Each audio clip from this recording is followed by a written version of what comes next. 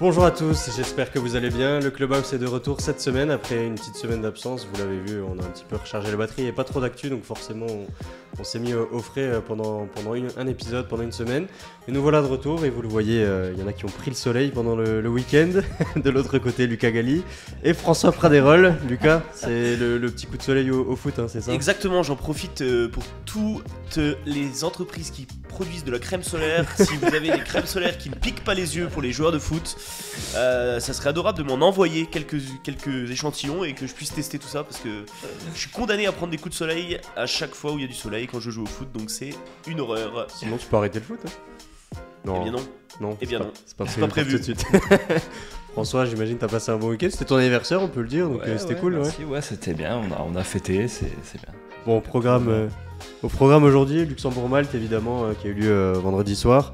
Donc on va parler de ça, notamment des jeunes. Il y a eu pas mal de jeunes qui ont joué, puis évidemment aussi, petit point mercato, on aime ça. C'est la période, ça commence tout doucement, pas mal de mouvements. Donc sur Luxembourg-Malte, avec malheureusement une défaite pour la sélection face à Malte, un petit peu surprenant. Déjà, est-ce qu'on peut parler de défaite alors, je dirais pas de la honte, c'est peut-être un peu fort, mais est-ce que cette défaite, déjà, elle est grave? Est-ce qu'elle est alarmante? C'était un amical, on le rappelle, seulement 1-0. Qu'est-ce que vous en pensez, les gars? Il y a deux choses. Dans un premier temps, perdre contre Malte, qui est la 172e nation au classement FIFA. Même si pour moi le classement FIFA veut pas dire grand chose, mais dans ce cas-là quand même c'est quand même relativement important. C'est pas normal, franchement c'est pas normal. On a vu une équipe de Malte plutôt faible en première période et un Luxembourg qui a pas réussi à en profiter malgré quelques occasions. Maintenant, là où il faut relativiser, c'est que on en parlera plus tard, mais le sélectionneur a décidé de lancer pas mal de jeunes et il y avait des absents, notamment Sinani, qui est quand même une absence plutôt importante, et Anthony Maurice qui n'a pas débuté la rencontre. Donc je trouve que, est-ce que c'est une défaite de la honte? Je pense que honte c'est un peu fort, mais c'est quand même pas normal de perdre contre Malte quand on reste sur une série quand même plutôt encourageante si t'enlèves le résultat négatif face au Portugal, avec un nul face à la Turquie, une victoire face à la Lituanie et un nul en Slovaquie. C'est quand même dommage. On restait sur en tout cas par rapport à la sélection luxembourgeoise, des équipes plus ou moins du même calibre, voire au-dessus, ils ont toujours fait des bons résultats. Là, perdre contre Malte, ça fait un peu tâche. Ouais, c'est sûr, c'est pas terrible à domicile. Bon, même si effectivement ça reste un match amical, c'est pas une grosse équipe et voilà, c'est vrai que on restait quand même sur ce résultat historique en Ligue des Nations, hein, pour le Luxembourg, et qui nous fournissait pas mal d'espoir pour la suite.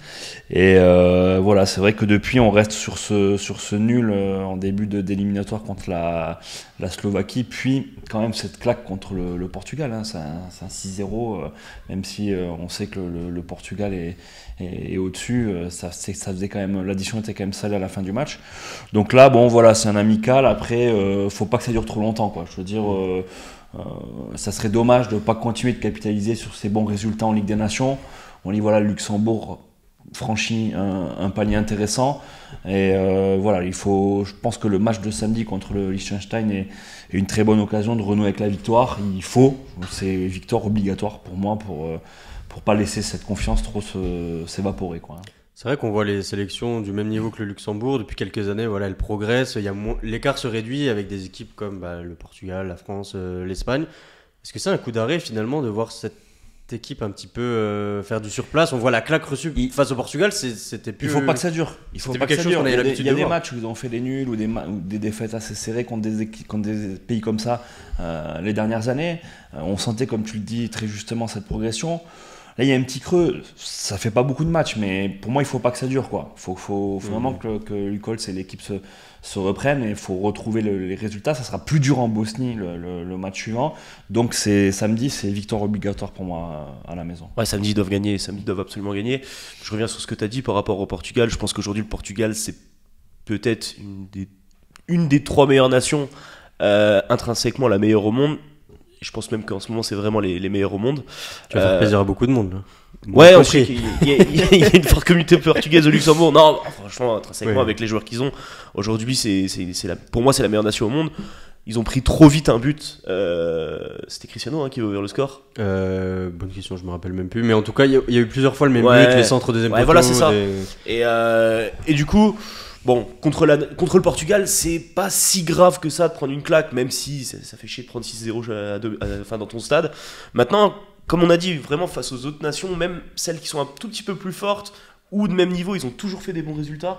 Et là, franchement, les voir perdre contre Malte, dans un stade quand même qui a répondu plutôt présent. Il y a 4000 personnes. 4000 personnes. Une belle ambiance. Ouais. Franchement, vendredi à 20h. C'était sympa. Après, encore une fois, un contexte amical, on l'a dit, et aussi voilà, des absents, c'était prévu, des mecs qui manquaient de temps de jeu. Le sélectionneur l'a dit au sujet d'Olesen, il me semble, aussi. Ouais. Il y en avait d'autres, voilà, il y a des mecs qui ont joué juste avant. Sébastien et Vincent va revenir, avec Daniel Sinani aussi. Ouais. Donc bon, c'était quand même, il y a quand même des explications rationnelles bon, ils auraient pu faire un nul ou gagner quand même, malgré ses absences, mais voilà. Et puis avec des tests, on y viendra après. Il a lancé des jeunes aussi, il faut que ça prenne. C'était une première pour quelques joueurs, et voilà. Après, chaque équipe a eu sa mi-temps dans ce match. Hein. Ouais, ce que j'allais dire sur le scénario, la première mi-temps, beaucoup d'occasions de côté de Luxembourg. Ouais, le coup franc de Gerson. Souvent dans le foot, quand tu marques pas, tu te fais punir derrière. Et là, on a vu cette équipe de Malte, justement, un petit peu se désinhiber en deuxième mi-temps, se dire bon, il y a la place, et monter d'un cran, jouer un peu plus haut, jouer plus offensif, avec notamment l'attaquant qu'on a découvert, Jody Jones. Pour la petite anecdote, qui est promu, il arrive au mois de janvier à Notts County en D5, et il est promu en D4 anglaise. Le leader de son groupe, c'est la fameuse équipe de Wrexham de Ryan Reynolds, voilà pour la petite anecdote. Mais voilà, c'est un joueur intéressant qui a posé pas mal de soucis à cette défense luxembourgeoise, notamment les coups de pied arrêtés avec son pied gauche. Et finalement, cette équipe, elle a joué crânement sa chance en deuxième mi-temps. Ouais, parce qu'en première, franchement, ils ont eu quand même pas mal d'occasions. Luxembourg, tu vois. Ouais, ils ont eu pas mal d'occasions sur coups de pied arrêtés et tout. Ils ont vraiment été avec un très bon tireur, on y reviendra du coup, qui était Rupil. Ouais, Rupil. Franchement, c'est dommage. Après, on sentait aussi en première mi-temps que de temps en temps, quand ils se livraient, sur les contres, ça pouvait faire mal avec des joueurs un peu plus, plus décisifs dans la dernière zone. Ils auraient pu leur faire mal. Après, en deuxième mi-temps, franchement, j'ai vu un Luxembourg. Bon, il a fait beaucoup de changements, hein, mais j'ai vu un Luxembourg beaucoup plus timoré. Et c'est dommage. Maintenant, c'est un match amical, il n'y a rien de grave. Et Lucol, ça avait l'air assez confiant sur les réactions d'après-match, en conf de presse sur le match de samedi. C'était un petit test. Je pense qu'il va ajuster pas mal de choses. Et on a hâte de voir la réaction. On l'espère. Justement, le match de samedi, il en a parlé en conférence de presse. Il s'attend un petit peu à la même configuration, une défense assez regroupée, un bloc assez bas. Alors, le sélectionneur a parlé notamment qu'il y aurait Daniel Sinani de retour avec Vincent Thiel. Justement, sur cette composition qu'on avait vu, il y avait l'absence de Mika Pinto qui n'a pas trop joué ces dernières semaines au Sparta. C'est peut-être pour ça qu'il a préféré le laisser de côté. Mais on a vu des joueurs, déjà dans les buts, on a vu le jeune Thiago Pereira faire une mi-temps. Gardien de Mönchengladbach qui a sorti quelques parades, notamment le coup franc qui partait en lucarne. Alors Rupil, titulaire notamment en soutien des deux attaquants. Qu'est-ce qu'on doit faire? Il y a Loé qui est rentré à la place de Chano aussi. Loé qui est rentré à 64e. Sur Jonathan aussi qui est rentré sur le côté gauche. À la fin, il a joué 3 minutes, c'est ça. Daniel Sinani qui était blessé. Qu'est-ce qu'on doit faire? Est-ce qu'on doit justement être dans la continuité avec ces jeux? Parce que le sélectionneur parle notamment de Daniel Sinani, de Vincent Thiel, justement être capable dans les petits espaces par la qualité technique de faire la différence face à ces équipes regroupées. Je pense que là il va moins faire tourner. C'est logique, hein. C'est un match plus important pour une compétition officielle. Je vois bien le sélectionneur remplacer le jeune Borges par Sinani et Rupil. Malgré son bon match, Borges aussi a fait un très bon match. Sur le côté droit. Ouais, franchement, il est très bon. Par Vincent Thiel, ouais, c'est ça. Franchement, je pense qu'il va moins donner sa chance aux jeunes. Et du coup, Sinani et Thiel, ils vont rentrer dans le 11, c'est sûr. Ils sont obligés de gagner. Enfin, ils sont obligés de gagner samedi s'ils veulent en croire encore à quelque chose, quoi. Donc quand on voit parce qu'ils ont fait des bonnes entrées, hein, je pense à David Jonathan sur le côté droit qui joue au Bayern Munich chez les jeunes. Très bonne entrée, beaucoup de percussions, même Borges qui a démarré titulaire, Rupil dans un rôle de meneur de jeu qui a été très intéressant, lui qui joue à Mayence. Mais c'est toujours le dilemme pour un sélectionneur. Trop de jeunes, les garder quand tu ouvres ton groupe comme ça et que tu as envie aussi qu'une nouvelle génération émerge, à quel moment tu les lances vraiment? Je pense qu'il faut trouver un équilibre entre une ossature de ton équipe type à la base et amener ces jeunes par touche, leur donner un petit peu de temps de jeu. Il faudra voir la physionomie du match samedi aussi. Je veux dire, si Luxembourg à mon avis mène 2 ou 3-0, peut-être que ça serait intéressant de faire entrer dans ces conditions Rupil s'il est plus titulaire ou même Jonathan à la fin. Donc à voir. Mais comme le dit Lucas, faut resserrer un peu les boulons sur le match de samedi avec la colonne vertébrale habituelle de l'équipe. Et puis à voir comment ça se passe. Après, on verra, hein, peut-être qu'il tentera un pari aussi. Hein, qui va mettre tous les jeunes d'un coup. Parce que là, la question, c'était aussi. Mais non, ça serait surprenant. Mais faut voir en fonction de ce qu'il a pensé de la prestation des jeunes dont on a parlé, il peut tenter un pari et en laisser un titulaire, faudra voir. Quoi, hein. Surtout que c'est des profils quand même vachement axés sur la percussion, la profondeur. Je pense même à Courcy qui joue aussi à Mayence, qui est beaucoup un joueur dans les appels en profondeur. Et là, face à une défense où il n'y aura pas beaucoup d'espace, peut-être aussi privilégier des joueurs de ballon. Tu rentres dans un match en jeu, tu progresses plus vite aussi. Hein. Oui. Mais bon, c'est plus risqué. Après, Courcy, impressionnant, hein, vendredi aussi. Hein. Oh là là, les courses, les replis défensifs et tout. Il avait marqué contre la Hongrie de mémoire. Il était rentré, il avait marqué, ou contre la Turquie, je sais plus. Je crois que c'était la Hongrie. Il était rentré, il avait mis son premier but, il a égalisé de 2. Ce qui est quand même assez excitant, c'est qu'il y a un bon potentiel. On voit qu'il y a un petit réservoir qui émerge, après à voir comment la mayonnaise prend et comment on arrive à intégrer cette nouvelle génération de joueurs. De plus en plus, les jeunes ils vont vers les centres de formation, forcément en Allemagne, beaucoup. En Allemagne, en France, ils sont mieux formés. Donc forcément, quand ils arrivent à maturité, ou en tout cas à l'âge de rentrer dans cette sélection, forcément ils sont meilleurs. Donc ils sont meilleurs qu'avant en tout cas. Donc ouais, c'est très intéressant et il y en a de plus en plus. Il y en a de plus en plus, donc ça fait plaisir. On va parler du mercato maintenant. Il y a les premiers mouvements qui se dessinent, qui s'opèrent avant la reprise du championnat, la reprise de l'entraînement déjà, dont certaines équipes reprennent déjà cette semaine. Alors comme ça, pêle-mêle, hein, il y a eu pas mal de transferts, notamment vers la PH aussi. Un joueur quand même marqué, tiens, je sais pas ce que vous en pensez. Lui qui a mis 17 buts, je crois, de mémoire, en BGL League. Alors il a expliqué un petit peu son choix chez nous d'ailleurs, ça fait plaisir. Voilà, il préfère jouer les premiers rôles en PH plutôt que de refaire une saison un petit peu galère en BGL League. C'est quelque chose que vous arrivez à concevoir, ça ? Moi, plutôt, ouais, c'est une belle mission, quoi. Hein. Voilà, faire remonter Ostert, c'est pas même. Ouais, il y a un challenge en plus. C'est un gros challenge, hein, comme tu as bien présenté les choses. Hein. Voilà, est-ce que tu joues à un maintien difficile surtout à son âge, il y a aussi la notion de plaisir. Ou voilà, là, tu arrives en mission remontée immédiate pour Ostert, ça reste un challenge quand même assez intéressant, quoi. J'aurais pas compris si il a eu des propositions d'un top 3, d'un top 4 de BGL qui joue l'Europe. Là, voilà, on se poserait la question. Là, bon, moi ça me choque pas en tout cas. Ouais, Mbarki, bon, moi je connais d'avant parce que dans notre région en France, c'est un attaquant ultra connu qui a marqué je crois dans toutes les Ligue 2 qu'il a joué en Coupe de France. Le mec, il a toujours marqué. C'est un très bon attaquant. Pour moi, il est venu 5 ou 6 ans trop tard au Luxembourg. Je pense que sinon il le disait lui-même, je me rappelle en début de saison, il a dit si j'avais su que c'était comme ça, je serais venu beaucoup plus tôt. Il aurait tout cassé, hein. Franchement, c'est un monstre.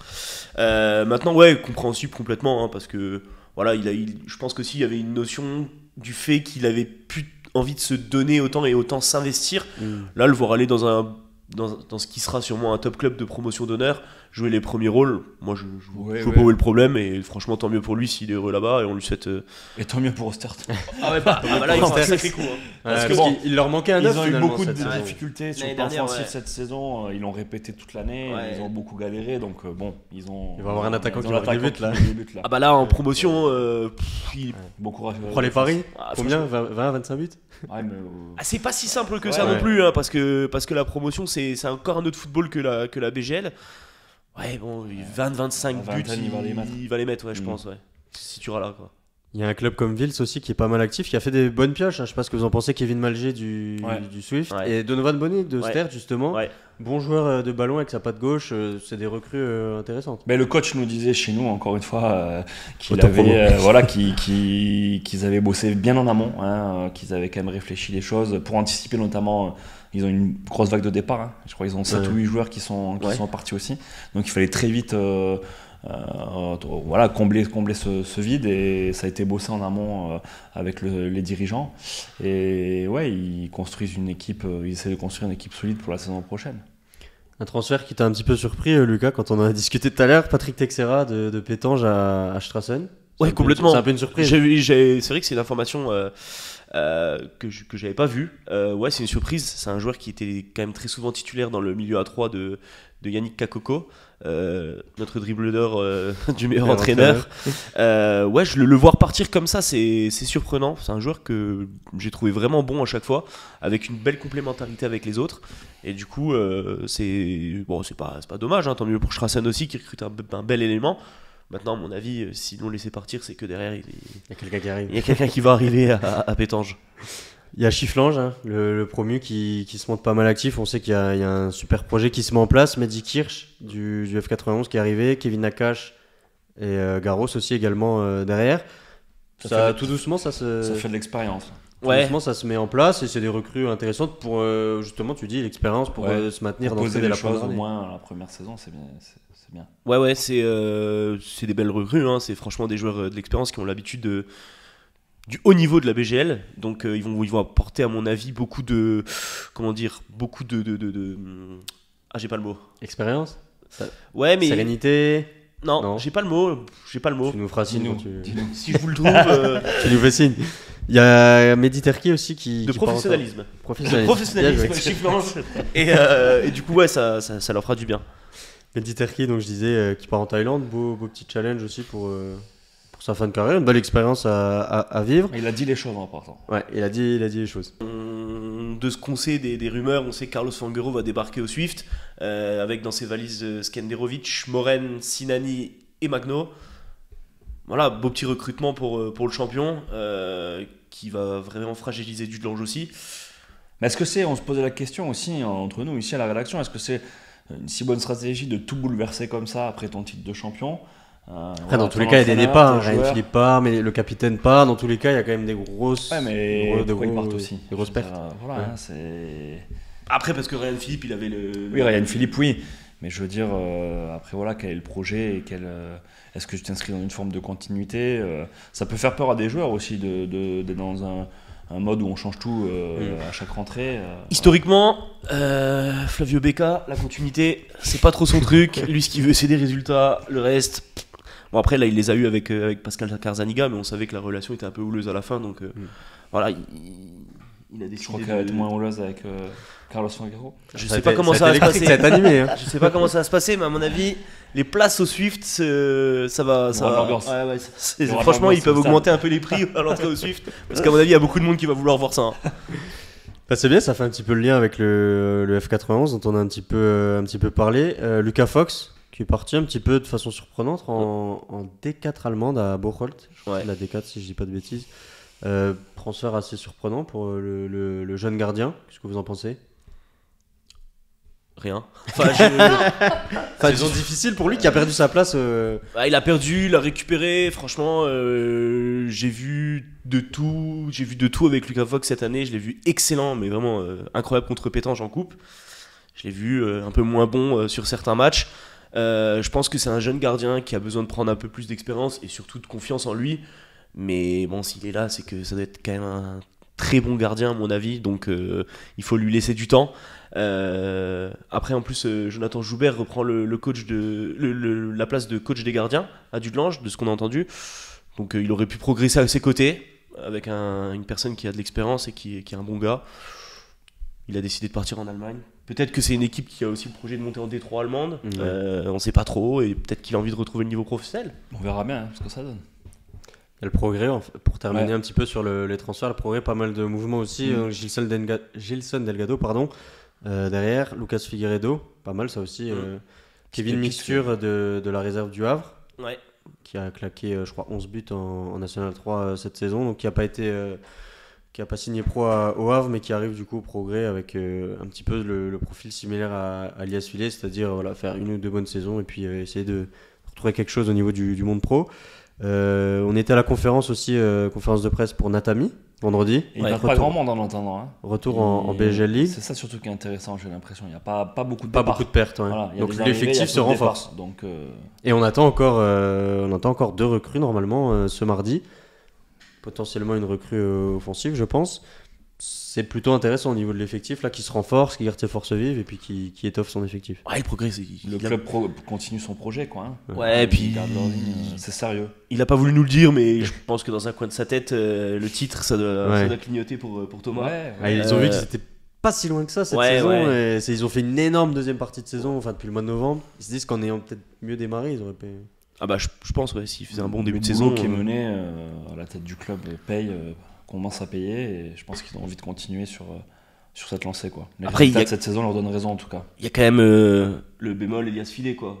Est-ce que l'attaquant Oui, Kevin Mixture va aussi vite s'adapter et aussi bien et Mais tu sais, c'est un peu et être le cas- aussi c'est un peu performant, le cas hein. partout, hein. Si t'as l'attaquant ou pas. Hein.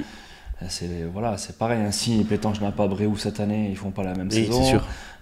Si Mondarchange ils ont pas embarqué, ils se sauvent peut-être sûrement pas. Voilà, c'est un Je peu pense pas. partout, toutes les équipes. Ah oui oui. Bon, à part le Swift, qui en a 4-5 alignés comme ça. Voilà, les autres équipes, c'est comme ça. Si t'as pas l'attaquant qui claque, c'est plus dur. Pour résumer, pour l'instant, c'est qui pour vous peut-être la meilleure recrue, le meilleur mercato d'un club là pour l'instant, les premiers mouvements là? Ah si le Swift il recrute Fanguero, Moren, Skenderovic, Sinani et Magno. Ils refont du linge quoi, ils changent voilà. juste le logo. Non, parce qu'ils gardent quand même une base solide plaisante. avec des joueurs autour. Ah j'avais compris. Après, Je précise, on sait jamais. après, on l'a dit, voilà, le progrès, c'est quand même intéressant. Ouais, le progrès, je suis c'est bien d'accord. actif. Je suis d'accord, Et c'est voilà, pas- moi, comme je suis un peu l'actu, j'attends de voir ce que Wiltz va le faire Wiltz. aussi. J'allais y Parce venir. qu'ils ont envie de passer un petit palier aussi, pour éviter, comme le disait l'entraîneur, de perdre trop de joueurs à chaque fin de saison, chaque mercato. Ils ont envie quand même de faire une vraie saison pleine et de jouer plus haut. Donc à voir comment ces équipes aussi vont se comporter, ça serait intéressant. Je suis aussi curieux de voir ce que Dudelange va faire. Oui. Parce que Dudelange c'est quand même un club historique, une Saison de ville. transition. Ouais, franchement c'est une ville. Je pense que c'est la ville au Luxembourg qui respire peut-être le plus le foot avec Esch. Maintenant, voilà, ils perdent Fox, ils vont perdre les 4 fantastiques là, du coup, qui partent au Swift. Mais tiens, en parlant de par Esch, qui ils vont recruter quoi. Parlant de Esch, on peut parler de Esch, comment les deux clubs vont se comporter aussi. La jeunesse et le Fola qui s'est maintenu. Comment ça va se passer au Fola? À Fola, il y a eu pas mal, c'est vrai que je l'ai même pas mentionné, mais il y a eu pas mal de prolongations, notamment Kevin Kinol, le buteur héroïque en barrage. C'est bien. Il y a des joueurs qui restent, donc ça ouais. aussi c'est un bon signal envoyé peut-être Exactement. Ouais. au club. La jeunesse Esch avec Marc Thomé qui arrive sur le Stefano banc. Benzi qui a réussi au Fola à fédérer son groupe. Là, c'est bien qu'il soit maintenu pour continuer. Bon, peut-être le plus gros mouvement de ce mercato, je pense qu'il me voit venir, mon cher Lucas. On va vous mettre la photo. Retour au Luxembourg, mon cher Lucas. On peut le dire, on est entre nous. Exclu moyenne mentale. Clubhouse. Lucas Galli revient. Faudra sortir la vidéo après 18h30 parce que c'est l'heure à laquelle je vais signer.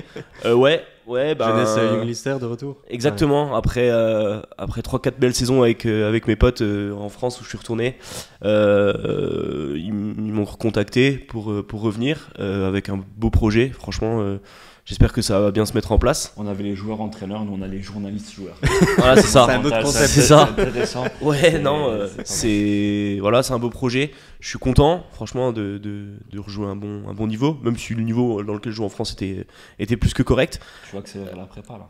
Ouais, ah bah là par contre il faut. Enfin, investi dans de la bonne crème. Ouais. Au Donc Luxembourg, ça tape non, aussi. ouais, je suis content. J'espère que ça va aller. J'ai pas de doute là-dessus. C'est un club que je connais, dans lequel j'ai déjà joué, et avec des belles infrastructures, des bons joueurs qui signent aussi avec moi. Je suis très content et franchement impatient de reprendre la prochaine saison. Et de monter en PH. Merci, c'est gentil. Quand on te le souhaite. Ouais, bah l'objectif ça va être de remonter en PH tout de suite, et je l'avais déjà fait quand j'avais signé la première année. On avait été champion. Ouais, j'étais plus jeune, mais moins Tout à fait. expérimenté. Du coup. Ouais. Moins L'expérience. L'expérience, ça fait beaucoup, hein, défenseur central. Voilà, très content et impatient de reprendre. Ouais, bon, parfait. Félicitations. Merci. Quant à vous, évidemment, comme d'habitude, laissez-nous vos commentaires, nous dire si vous avez apprécié. On espère que vous avez apprécié. Partagez. Puis partagez, faites vivre l'émission. On se retrouve, si tout va bien, la semaine prochaine. Normalement, oui, parce qu'il y a du mercato et de la sélection, il y a des choses à dire. Et puis on se dit, la semaine prochaine, du coup. Salut, ciao. Ciao.